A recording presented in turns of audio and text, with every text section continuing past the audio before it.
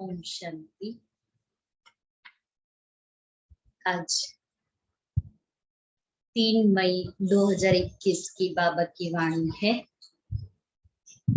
आज बाबा हम सभी बच्चों को पूछ रहे हैं कि बाप की एक्यूरेट याद किन बच्चों की बुद्धि में रहेगी।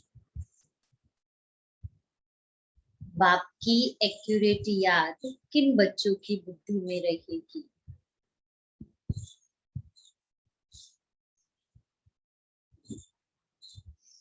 ऐसे कौन से बच्चे होंगे जिनकी बुद्धि में बाबा की एक्यूरेट याद रहेगी। बाबा कहता जिन बच्चों ने बाप को एक्यूरेट जाना है। कई बच्चे कहते हैं कि बिंदु को भला कैसे याद करें। भक्ति में तो अखंड ज्योति समझ याद करते आए, अभी बिंदी कहकर मूंझ जाते हैं।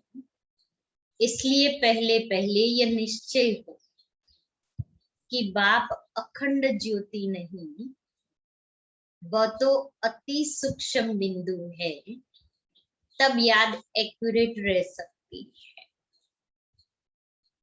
बुद्धि में रहे कि वो अति सूक्ष्म ज्योति बिंदु स्वरूप है और वो हमारा पिता है। तो बाबा को एक्यूरेट याद करना। मीठे बच्चे, आत्मा अभिमानी भव, चलते फिरते उठते बैठते यही अभ्यास करते रहो तो तुम्हारी बहुत उन्नति होती रहेगी। कौन सा अभ्यास? आत्माभिमानी भव का।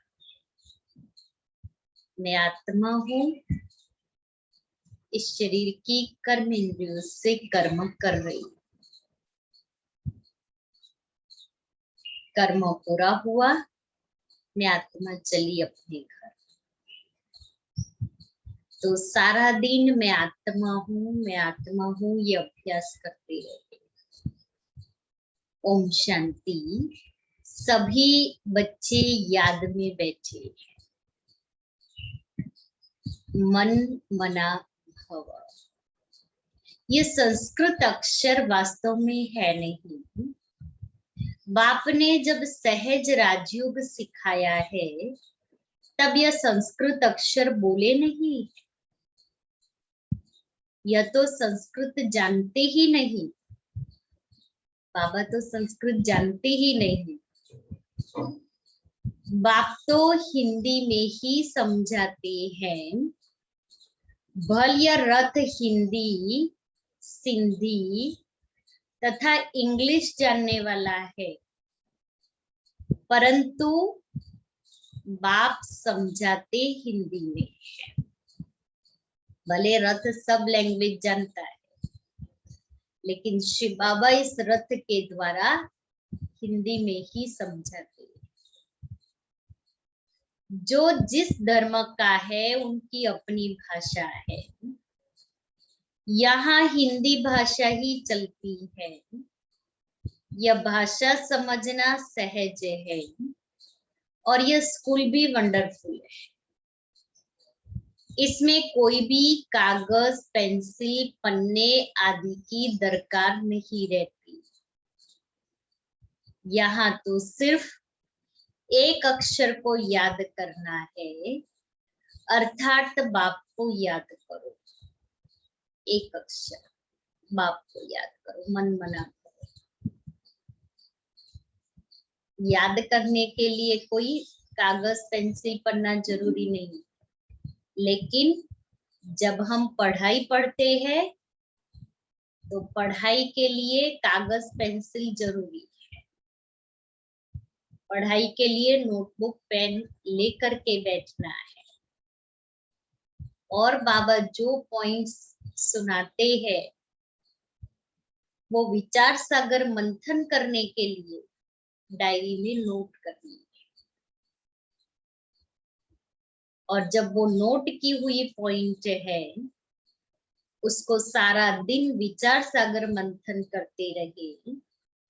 फिर जब बाबा की याद में बैठते हैं तो वो मंथन की हुई पॉइंट का अनुभवी मूर्त बनना है। इसलिए याद करने के लिए जरूरत नहीं है, लेकिन पढ़ाई के लिए डायरी पेन जरूरी है। तो जो टीचर पढ़ाएगा वो लिखना तो पड़ेगा। गॉड को अथवा ईश्वर को अथवा परमपिता परमात्मा को कोई याद न करे, यह मुश्किल है। याद सभी करते हैं परंतु उनकी पहचान नहीं है। बाप ही आकर अपनी पहचान देते।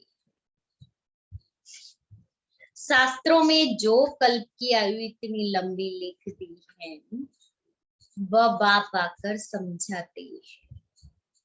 बहुत बड़ी बात भी नहीं है।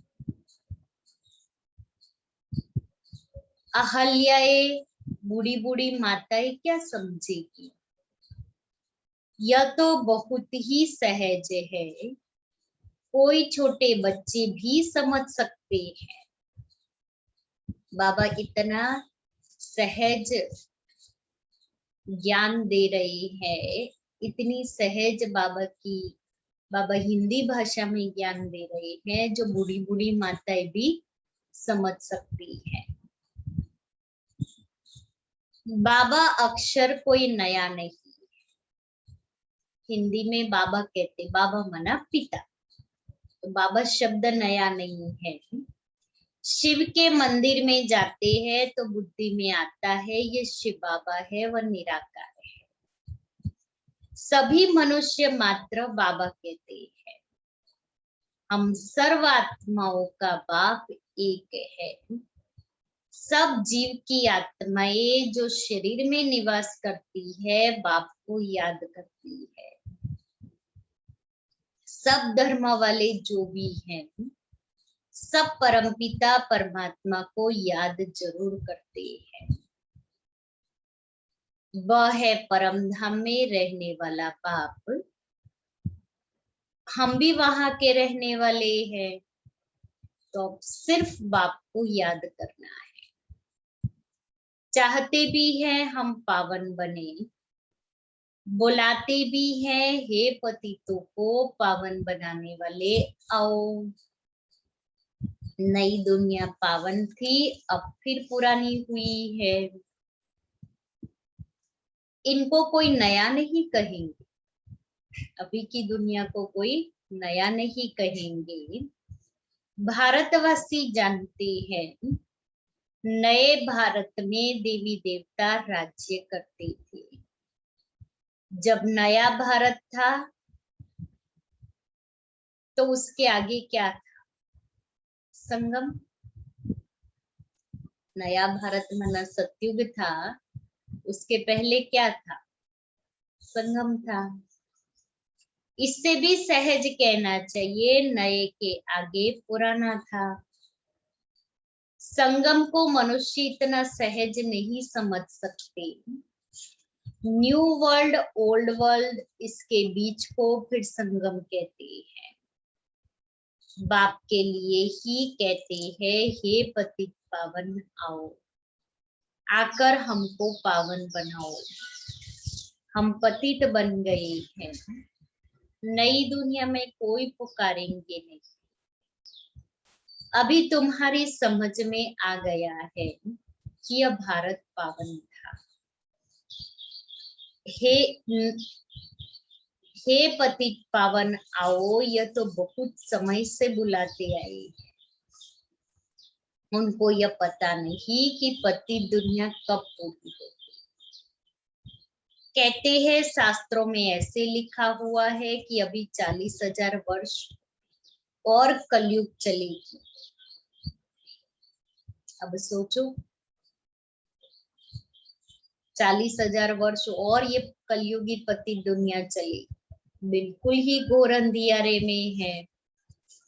अभी तुम रोशनी में हो, बाप ने तुमको अब रोशनी में लाया है। अभी तक हम भी ऐसे अज्ञान के अंधेरे में गोते खाते थे। वही हम भी समझते थे कलयुग तो अभी 40,000 वर्ष और है, अभी हम भी भक्ति करते थे। अब बाप ने आकर के हमें भी रोशनी दी। या 5,000 वर्ष में सृष्टि का चक्र पूरा होता है। कल की बात है, तुम राज्य करते थे, बरोबर इन लक्ष्मी नारायण का राज्य था, स्वर्ग था। पावन दुनिया में कोई उपद्रव आदि हो नहीं सकता। उपद्रव होता ही है रावण राज्य में। यहाँ तुमको बाप समझाते हैं, तुम सम्मुख कानों से सुनते हो। कौन सुनते हैं? बाप सम्मुख समझाते हैं और हम सम्मुख कानों से सुनते हैं। तो कौन सुनने वाली? कौन? आत्मा। आत्मा को बड़ी खुशी होती है, हमको बाप फिर से आकर मिला है। होती है खुशी कि मुझे 5,000 वर्ष के बाद फिर से बाप आकर के मिले हैं। प्यारे पिता ने 5,000 वर्ष के बाद फिर से आकर के मुझे अपना बनाया है, फिर से आकर के मुझे वर्षा दे रहे हैं,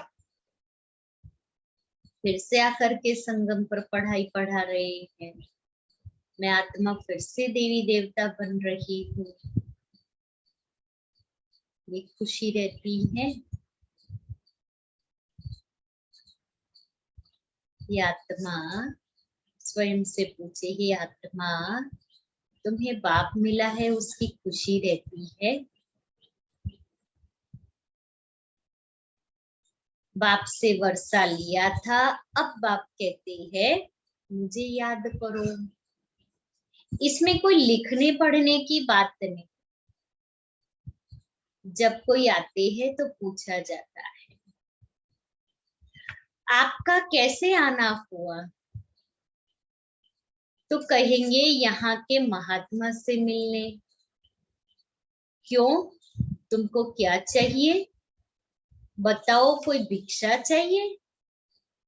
सन्यासी हो तो रोटी टुकड़ा चाहिए। सन्यासी किसके पास जाते हैं? पर रास्ते में मिलते हैं तो रिलीजियस मनुष्य समझते हैं ये फिर भी पवित्र मनुष्य है, इनको भोजन खिलाना अच्छा है। अभी तो पवित्रता भी नहीं रही। हर एक मनुष्य आत्माओं में से वो पवित्रता की शक्ति क्षीण हो गई, खत्म हो गई। इसलिए मनुष्य आत्माओं में ताकत नहीं रही।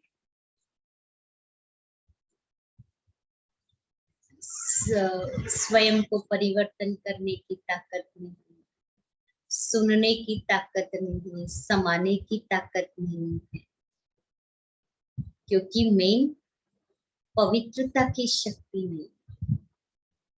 मनुष्य देह अभिमान में आ गई और देह अभिमान में आने से आत्मा की सारी शक्तियां बह गई विकारों में, इम्प्योरिटीज में। इसलिए बाबा कहता अभी कोई ताकत नहीं है।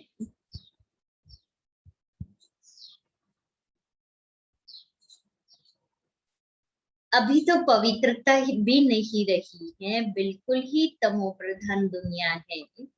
इसमें बड़ी गंदगी है।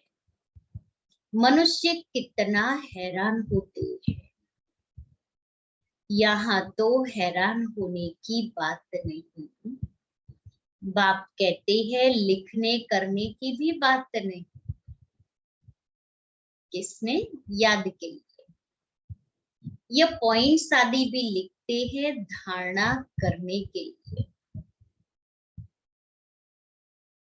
तो धारणा करने के लिए पॉइंट्स लिखेंगे तो बार बार पढ़ करके उसका स्वरूप बन सकते। पढ़ेंगे फिर मनन चिंतन चलेगा, फिर उसको प्रैक्टिकल जीवन में लाएंगे। तो बार बार पढ़ना, बच्चे स्कूल में पढ़ते जाते हैं तो जो टीचर पढ़ाते हैं वो उसमें डायरी में लिखते हैं, नोटबुक में। उसके बाद में घर आकर के जो टीचर ने पढ़ाया उसको रिवाइज करते हैं, और जो होमवर्क दिया उस होमवर्क को भी उस पढ़ाई के आधार पर कंप्लीट करते हैं। बाबा भी मुझ आत्मा को रोज ये 4 पेज की पढ़ाई पढ़ाते हैं। उस पढ़ाई को मुझे नोटबुक में नोट करना है। फिर इस पढ़ाई से ही बाबा मुझे होमवर्क देते हैं।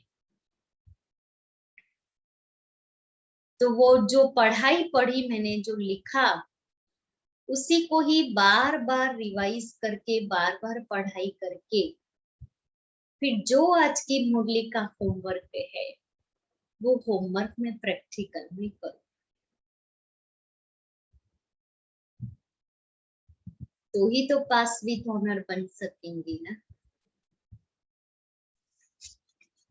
जैसे डॉक्टर लोगों के पास भी कितनी दवाइयां होती हैं, इतनी सब दवाइयां याद रहती है। बैरिस्टर की बुद्धि में कितनी लॉ की बातें याद रहती है। तुमको याद क्या करना है? एक बात सो भी बड़ी सहज है। तुम कहते हो एक शिव बाबा को याद करो। बाबा ने एग्जाम्पल दिया कि जैसे डॉक्टरों को कितनी सारी दवाइयों के नाम याद रखने पड़ते हैं, बैरिस्टर लोगों को कितने कायदे याद रखने पड़ते हैं, और हमारी ये पढ़ाई तो कितनी सहज है। मुझे तो सिर्फ एक बाप को याद करना है, और कोई भी बात मुझे बुद्धि में नहीं लानी, कोई बुद्धि में खिचड़ी नहीं पकानी है। मैं और बाप, मैं आत्मा और मेरा बाप। કાલની મોરલીમાં મનન ચિંતન આખો દિવસ રહ્યું એટલે મનન ને મગન थोड़ी વધારે પ્રેક્ટિસ થઈ। बहुत अच्छा। देखो, करने से रिजल्ट मिलता है ना, करेंगे तो होगा।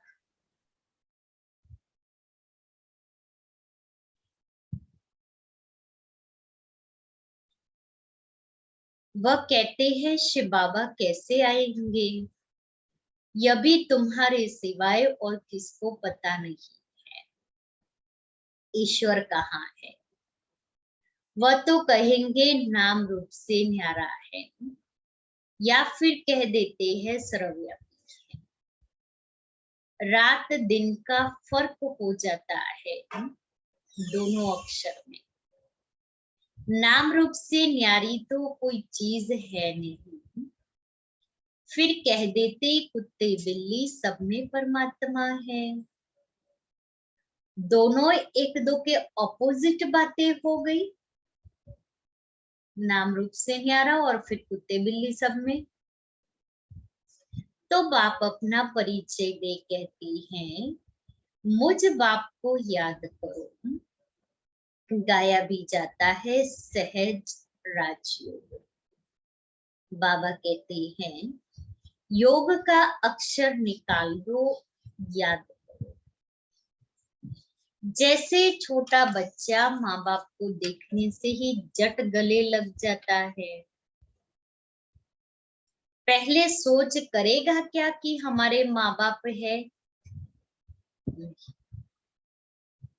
इसमें सोच करने की बात ही नहीं, तुम्हें भी सिर्फ शिव बाबा को याद करना है।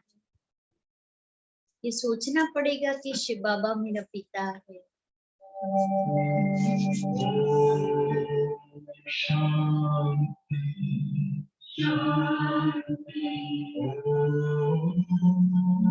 शांति अंतर मन में ज्योति जगा लो, होगा दूर अंधेरा।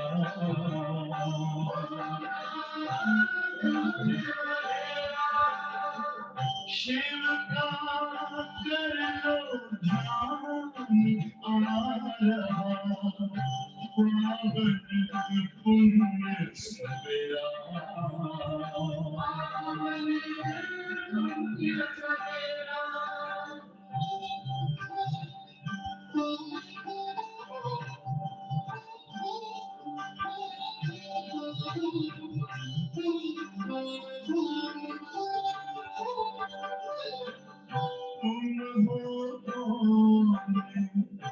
कहाँ से आए अपने आप को जानो,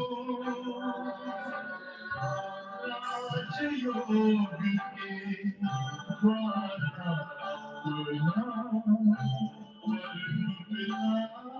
पहचानो। इसी राजपथ पर चल कर मानो अपना बसेरा।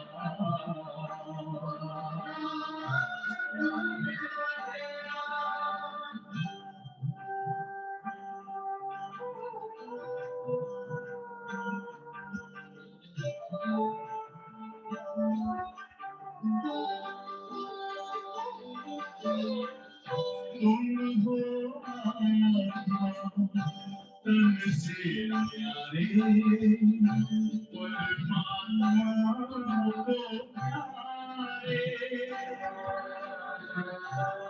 दिव्य गुणों को धारण करके योगी बनो दुलारे। ज्योति बिंदु ही तोड़ेगा ये माया मोह का घेरा।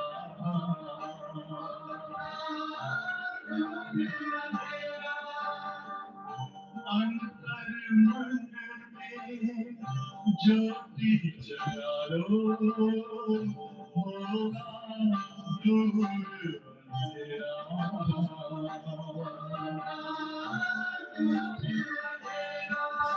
ओम शांति, ओम शांति, ओम शांति।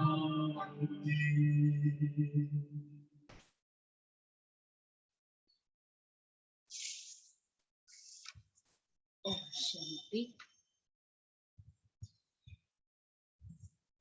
तो बाबा कहते हैं कि पहले सोच करेगा क्या कि हमारे माँ बाप है? नहीं, इसमें सोच करने की बात ही नहीं, तुम्हें भी सिर्फ शिव बाबा को याद करना है। भक्ति मार्ग में भी तुम शिव पर फूल चढ़ाते आए। सोमनाथ का मंदिर कितना भारी बनाया हुआ है, जो बाद में मोहम्मद गजनवी ने आकर लूटा था। सोमनाथ का मंदिर भारत में नामी ग्राम है। सबसे पहले तो शिव की पूजा होनी चाहिए। बच्चों को यह सब नॉलेज अभी बुद्धि में आई है। बल पूजा आदि करते आए हो, परंतु तुमको यह पता ही नहीं था कि यह जड़ चित्र है। जरूर चैतन्य में आया होगा, तब तो वर्ष वर्ष शिव जयंती भी मनाते हैं। यह भी कहते हैं शिव परमात्मा निराकार है। आत्मा जानती है हम भी निराकार है। अभी तुम आत्मा अभिमानी बनते हो, बहुत सहज। वह तो हमारा बाबा है, ज्ञान का सागर, सुख का सागर, पतित पावन है। उनकी बहुत महिमा है। ब्रह्मा विष्णु शंकर की इतनी महिमा नहीं है, एक की ही महिमा गाते हैं। अब तुम बच्चे जानते हो, बाबा आकर हमको वर्षा दे रहे हैं। जैसे लौकिक बाप बच्चों का लालन पालन करते हैं, पढ़ाते नहीं है, पढ़ाई के लिए स्कूल में जाते हैं, फिर वानप्रस्थ में गुरु किया जाता है। आजकल तो छोटे बड़े सबको गुरु करा देते हैं, क्योंकि सबकी वानप्रस्थ अवस्था है ना आत्मा की, तो सभी को भी घर जाने का समय है। यहाँ तो तुम बच्चों को कहा जाता है शिव बाबा को याद करो, सबका हक है, सब मेरे बच्चे हैं। तुम्हारे में भी कोई है, तुम्हारे में भी कोई है जो अच्छी रीति याद करते हैं। कोई तो कहते हैं बाबा किसको याद करे, बिंदी को कैसे याद करे। बड़ी चीज को याद किया जाता है। अच्छा, परमात्मा जिसको तुम याद करते हो वह चीज क्या है, तो कह देते अखंड ज्योति स्वरूप है। परंतु ऐसे हैं, अखंड ज्योति को याद करना रॉन्ग हो जाता है। याद तो एक्यूरेट चाहिए, पहले एक्यूरेट जानना चाहिए। बाप ही आकर अपना परिचय देते हैं और फिर बच्चों को सारे सृष्टि के आदि मध्य अंत का समाचार भी देते हैं। डिटेल में भी तो नटशेल में भी बच्चों, डिटेल में भी तो नटशेल में भी। अब बाप कहते हैं बच्चे तुमको पावन बनना है, तो उसके लिए एक ही उपाय है। कौन सा? बच्चों पावन बनना है तो एक ही उपाय है, मुझे याद करो, एक को याद करो। मुझे कहते ही हो पतित पावन। तो जब पावन बनना है तो उसी को याद करना होगा। जैसे डॉक्टरी पढ़नी है तो वही कॉलेज में एडमिशन लेनी पड़ेगी, वही प्रोफेसर से पढ़ना पड़ेगा। अब मुझे भी पतित से पावन होना है तो पतित पावन को ही याद करना पड़ेगा। आत्मा को पावन बनाना है। आत्मा ही कहती है हम पतित बन गए, हम पावन थे अब पतित है।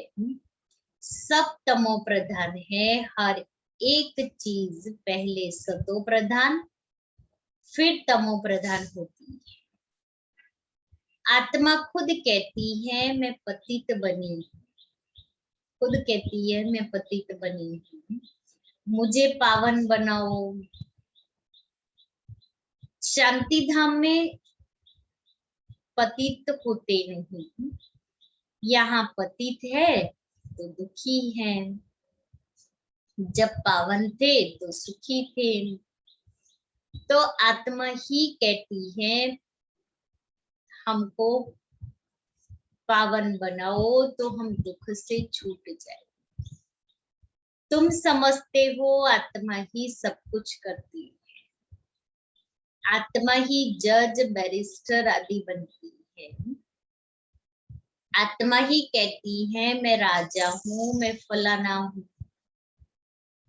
अभी ये शरीर छोड़ दूसरा लेना है, इसको कहा जाता है आत्माभिमानी।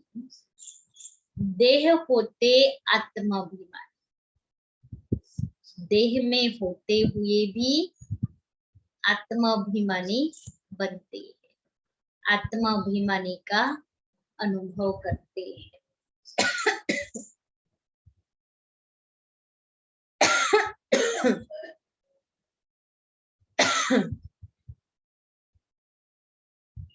रावण के राज्य में देह अभिमानी होते, आत्माभिमानी अभी ही बाप बनाते हैं। इस समय आत्मा पतित दुखी है तो पुकारती है, हे बाबा आओ। यह भी तुम जानते हो, ड्रामा प्लान अनुसार पतित से पावन, पावन से पतित बनते आए हैं। चक्र फिरता ही रहता है, अभी तुम्हारी बुद्धि में बैठा है। चक्र जो फिरता है वो हमारी बुद्धि में बैठा है। समझ में आया है हमारे 84 जन्म कैसे हुए हैं। अभी यह बात भूलो मत। स्वदर्शन चक्रधारी हो रहो, उठते बैठते चलते फिरते बुद्धि में हमको सारी नॉलेज है। तुम समझते हो बेहद के बाप से हमको बेहद के बाप से हम बेहद का वर्षा ले रहे हैं। बाप बच्चों को समझाते हैं कि तुमको एक बाप को ही याद करना है।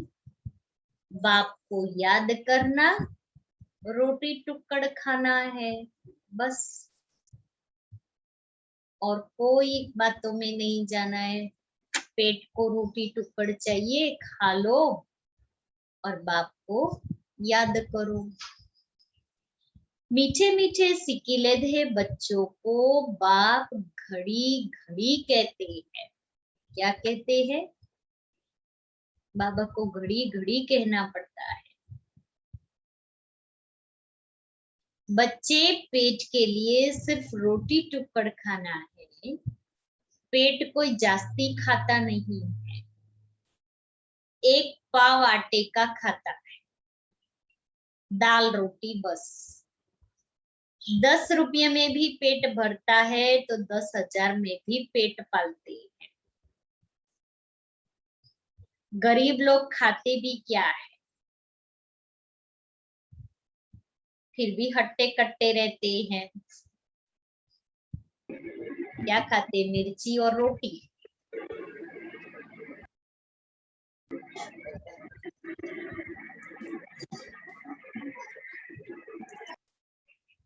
मिर्ची और रोटी खाते हैं, फिर भी हट्टे कट्टे होते। भिन्न भिन्न चीजें मनुष्य खाते हैं तो और ही बीमार पड़ जाते हैं। डॉक्टर लोग भी कहते हैं एक प्रकार का खाना खाओ तो बीमार नहीं होंगे। मिर्ची और रोटी खाओ, बीमार नहीं होंगे। अनेक प्रकार की चीजें खाते रहते हैं ना, इसलिए बीमार पड़ती है। माना जो सिंपल भोजन है, दाल चावल रोटी सब्जी,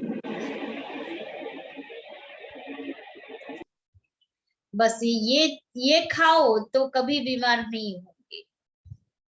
लेकिन पेट में जो आया सो डालते गए। ये जीभ इतना धोखा देती है, आज ये खाना है, कल वो खाना है, आज ये बनाओ, आज ये दिल हो गई है। तो जीभ का टेस्ट मनुष्य के शरीर को रोगी बनाता है और दुखी भी करता है। फिर वो चीज नहीं मिलती है, दुख होता है। या फिर वो चीज खा ली, उससे शरीर को नुकसान हुआ तो भी दुखी हो गए, क्योंकि शरीर बीमार हो गया तो दुख तो होगा ना। इसलिए बाबा कहता है दाल रोटी बस है।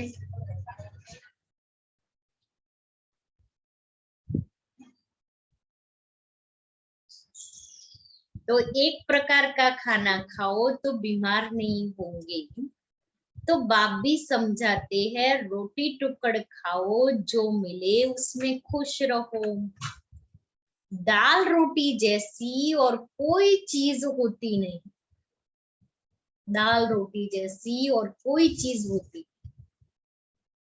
और दाल रोटी खाने से कभी बीमार नहीं। जास्ती लालच भी नहीं रहनी चाहिए।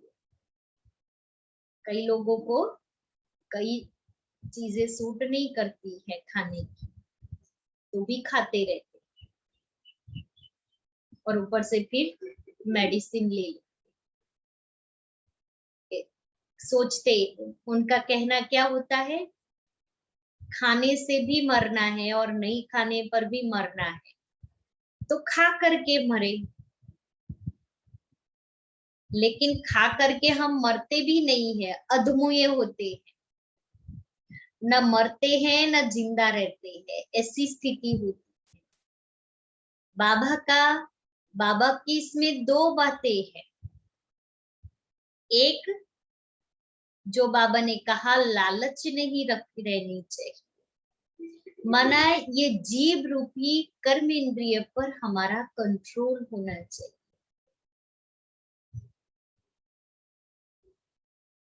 और दूसरा बाबा कहता है जितना हल्का भोजन होगा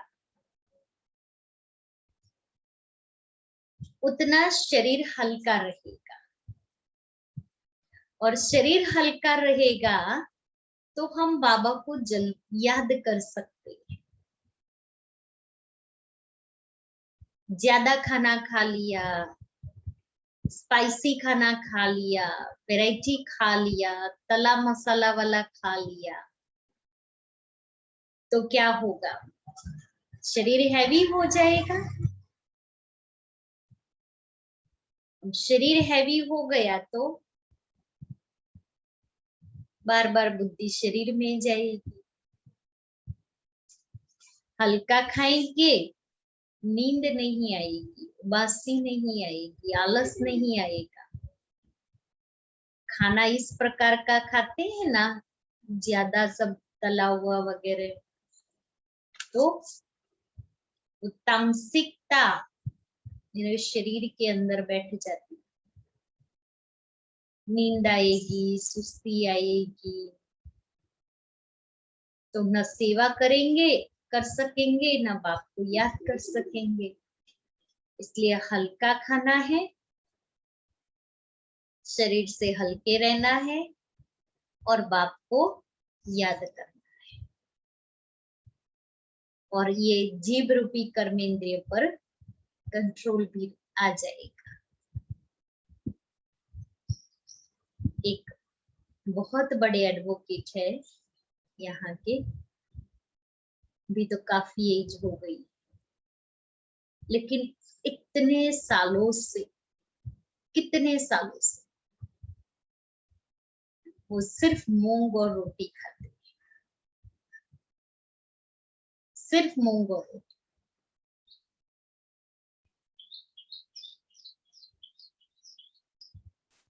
तो हम भी अपने आप को बनाने के लिए कुछ ऐसे नियम बनाए कि रात को हल्का खाना है, रात को जल्दी सो जाना है।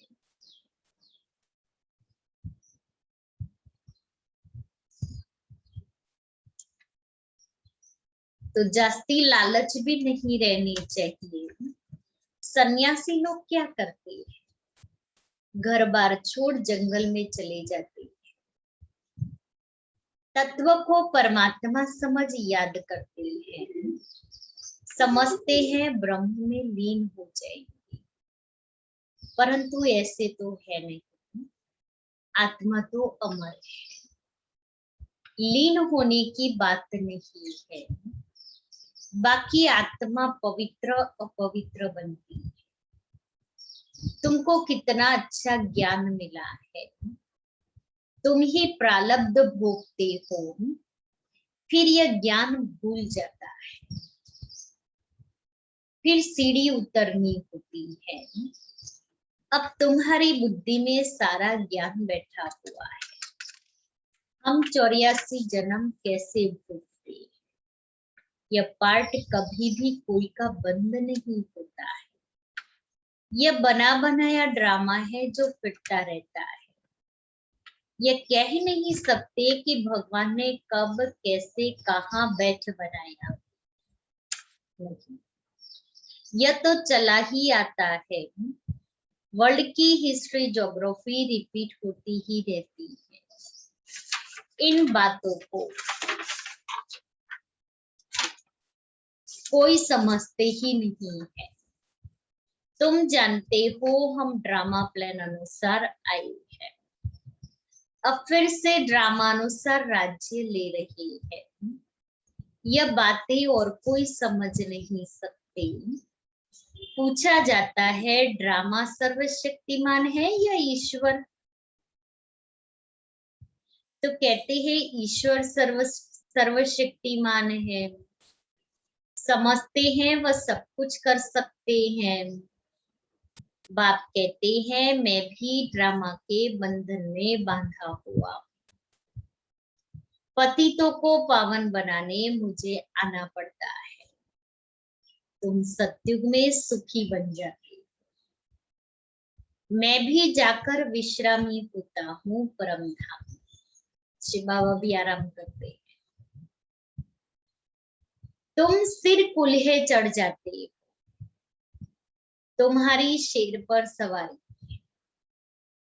तुम जानते हो सेकंड बाय सेकंड जो भी चलता है वह ड्रामा की गूंज है। तुम बच्चों को कितनी अच्छी नॉलेज है। अब सिर्फ बाप को और वर्षे को याद करो, बस। कागज पेंसिल आदि की कोई दरकार नहीं है। ब्रह्मा बाबा भी पढ़ते हैं, यह तो कुछ रखते ही नहीं। सिर्फ बाप को याद करना है तो वर्षा मिलेगा। इसका बाबा ने आज ये सुन करके ये नहीं सोचना कि आज बाबा ने कहा ना लिखने करने की पेंसिल आदि की दरकार नहीं है। तो बाबा ने उस समय जरूरत होगी तो ये बात सुनाई, लेकिन अभी तो मुझे लिखना है। सिर्फ बाप को याद करना है तो वर्षा मिलेगा। याद के लिए कुछ लिखना नहीं होता है, बाकी पढ़ाई के लिए लिखना है। कितना सहज है, याद से तुम एवर हेल्थी बनेंगे। यह है धारणा की बात। लिखने से क्या फायदा होगा, यह तो सब विनाश हो जाएगा। परंतु कोई याद रखने के लिए लिखते हैं। जैसे कोई बात याद करनी होती है तो गांठ बांध लेते हैं। तुम भी गांठ बांध लो। शिव बाबा और वर्षे को याद करना है, इसकी गांठ बांध लो पल्लू के ऊपर। फिर ऐसा ना हो कि गांठ किस लिए बांधी है ये भी भूल जाए। यह तो बहुत सहज है, योग अर्थात याद। कहते हैं बाबा याद ठहरती नहीं, योग में कैसे बैठे? अरे लौकिक बाप की याद उठते बैठते चलते फिरते रहती है। तुम भी सिर्फ याद करो। लौकिक बाप की याद रहती है तो ऐसे ही परलौकिक बाप को भी याद करना है। बस बेड़ा पार है। अच्छा, मीठे मीठे सिकिले दे बच्चों प्रति माता पिता बाप दादा का याद प्यार और गुड मॉर्निंग। रूहानी बाप की रूहानी बच्चों को नमस्ते। हम रूहानी बच्चों की रूहानी बाप दादा को याद प्यार गुड मॉर्निंग और नमस्ते। धारणा के लिए मुख्य सार। पहला, स्वदर्शन चक्रधारी बन 84 का चक्र बुद्धि में फिराते रहना है। बेहद बाप को याद कर बेहद का वर्षा लेना है, पावन बनना है। दूसरा, किसी भी चीज की लालच नहीं करनी है, जो मिले उसमें खुश रहना है, रोटी टुक्कड़ खाना है, बाप की याद में रहना है। वरदान है, बुद्धि रूपी पांव मर्यादा की लकीर के अंदर रखने वाले सर्व प्राप्ति संपन्न शक्तिशाली भव। बुद्धि रूपी पांव मर्यादा की लकीर के अंदर रखने वाले सर्व प्राप्ति संपन्न शक्तिशाली भव।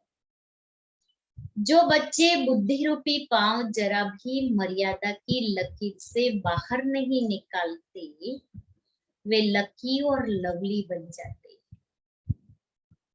तो बुद्धि रूपी पांव को मर्यादा की लकीर में रखना, ये है हमारा बुद्धि का लॉकडाउन, जो मैं मर्यादा को पार न,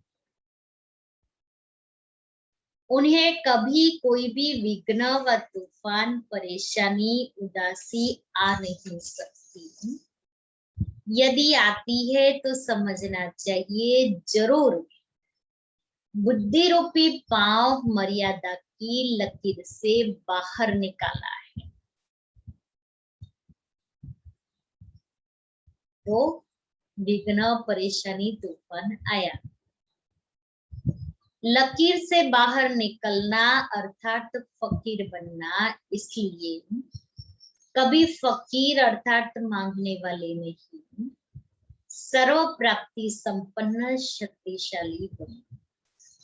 स्लोगन है, जो सदा न्यारे और बाप के प्यारे है वह सेफ रहते हैं।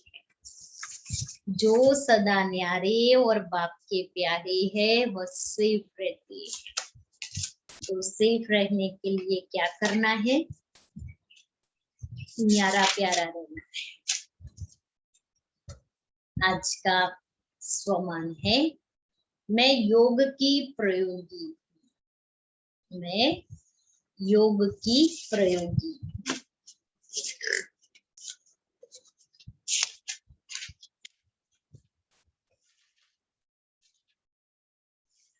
अभ्यास की प्रयोगशाला में बैठ योग का प्रयोग करो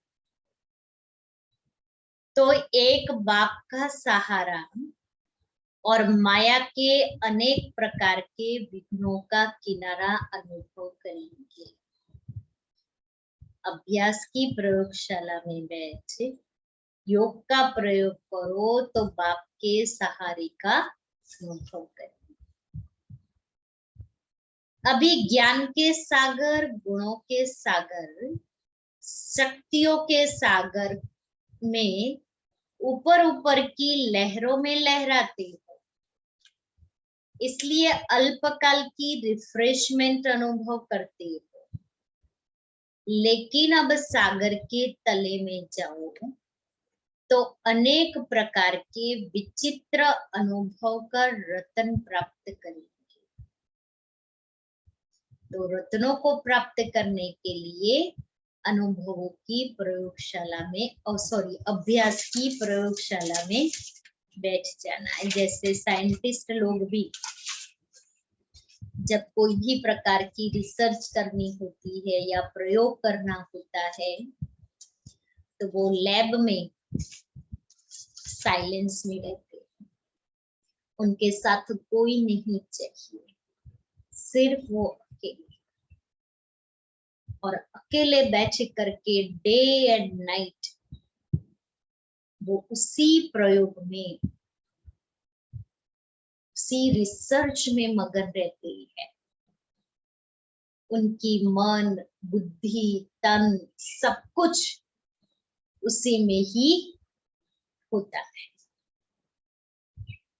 तब जाकर के वो एक नई इन्वेंशन दुनिया को देते हैं। तो बाबा ने भी मुझे स्पिरिचुअल साइंटिस्ट बनाया है, तो मुझ स्पिरिचुअल साइंटिस्ट को भी अभ्यास की प्रयोगशाला में बैठ जाना है और साइलेंस के भिन्न भिन्न अनुभव करने हैं। और वो साइलेंस के ऐसे भिन्न भिन्न अनुभव करें जो हम वो साइलेंस का स्वरूप बन जाए।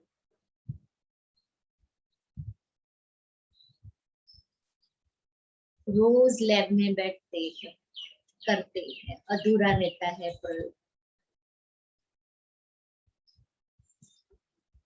एक बार ऐसे बैठ जाए,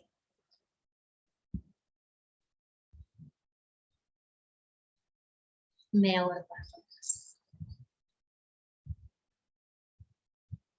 तीसरा मेरा मन और बुद्धि में और कोई नहीं।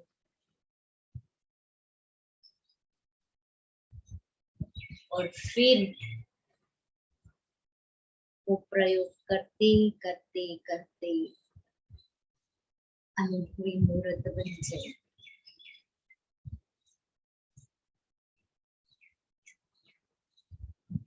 समय है अभी स्वयं को प्रयोगशाला में बिठाने का। समय है अभी स्वयं को तपाने का। समय है अभी हर एक घड़ी बाबा से मिलन मनाने का।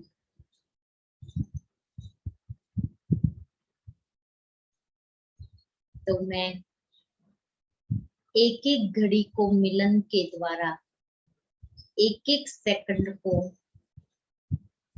बाबा से प्राप्तियों के द्वारा सफल करती हूँ। तो आज सारा दिन हम सभी अभ्यास की प्रयोगशाला में बैठेंगे और साइलेंस का प्रयोग करेंगे। इस शांति के सागर से वो साइलेंस की शक्ति लेकर के सबसे पहले स्वयं के शरीर और स्वयं के संस्कारों पर उसका प्रयोग करें। उसके ऊपर सबसे पहला हम रिसर्च करें।